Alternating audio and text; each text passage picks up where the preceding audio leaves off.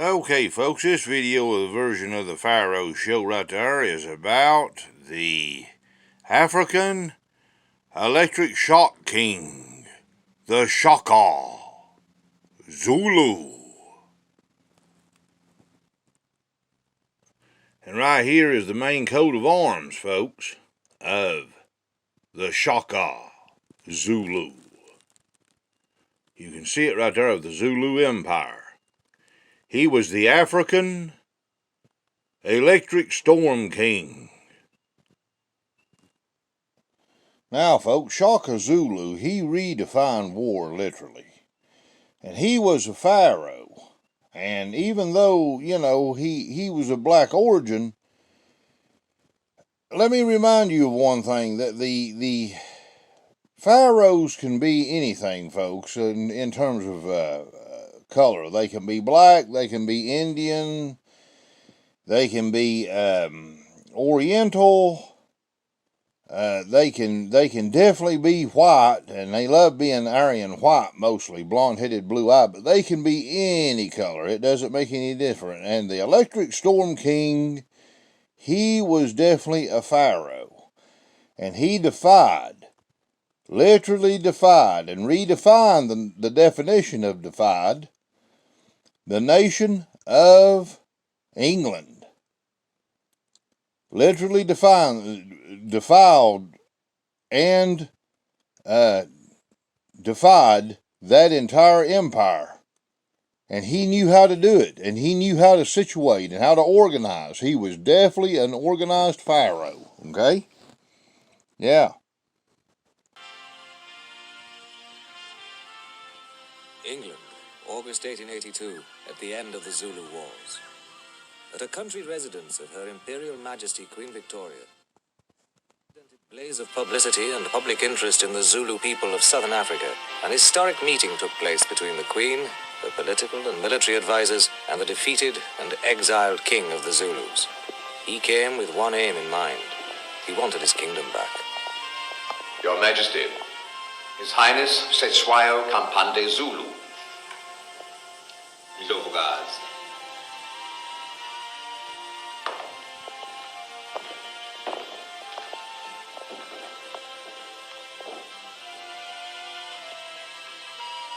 Ndlovukazi.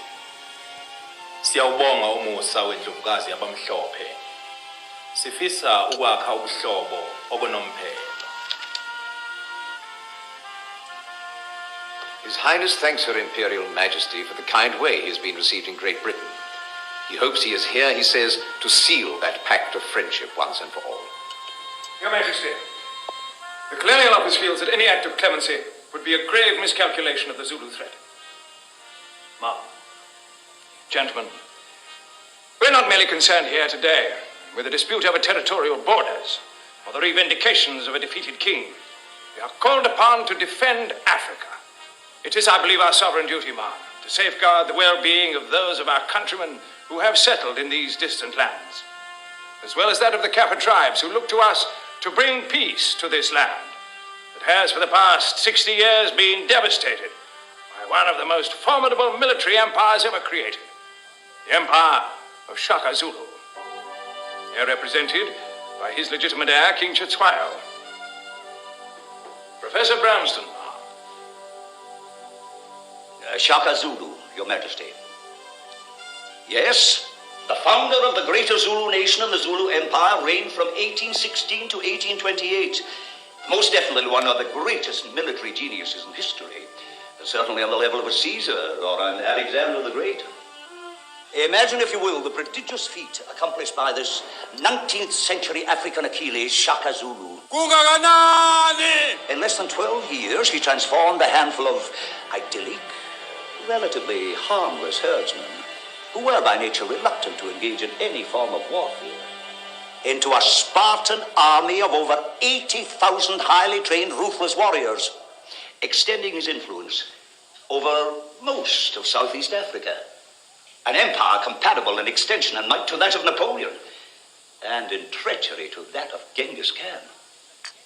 Your Majesty, gentlemen, the war machine created by Shaka Zulu was so monolithic It has survived his death by almost half a century. Yes, the crown has now defeated it, but that defeat is purely temporary.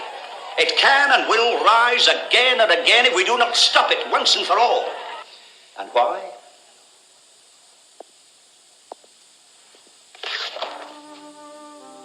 Because King Shaka was no ordinary mortal. He was a messiah, a god figure. Like an African Mephistopheles, he gave the Zulus glory in return for their souls. Wielding the forces of life and death on an endless battlefield of blood and carnage.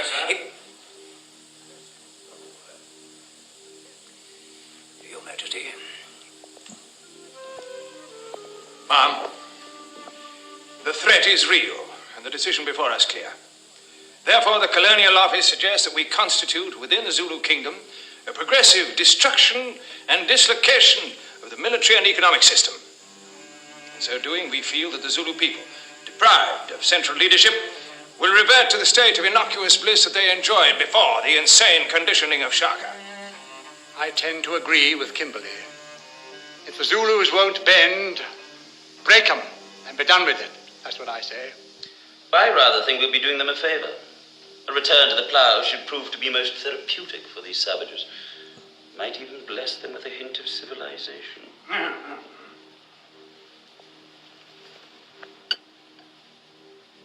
Have I meant to translate, my lords? That won't be necessary, sir. We have so little in common, especially our concepts of human respect. Thank you, your lordships, for your chivalry.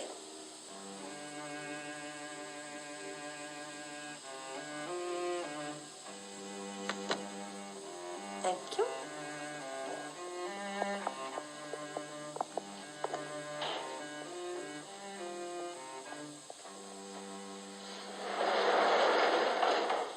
Tell me, what does Shaka Zulu mean to you? He was one of those rare men who had the courage to live his ideals and to instill his dreams into the hearts of his countrymen. That is precisely why we cannot give you back your realm. Shaka Zulu is more alive today than ever. His military strength still prevails. You are the king, but it is his spirit which rules your people. We are a practical woman, your highness. We will not form an alliance with a legend. Some 6 decades earlier, was disbanded. The king's territory subdivided. So you can see, folks, that he was definitely a figure in history to be reckoned with. And he was definitely a smart and very intelligent man. And he definitely got the attention of one of the biggest and most prominent empires that has ever taken place in the world's history. And so let it be known that Shaka Zulu was one of the greatest that has ever been and will ever be of the pharaohs of this world. I'll be showing more on him later on.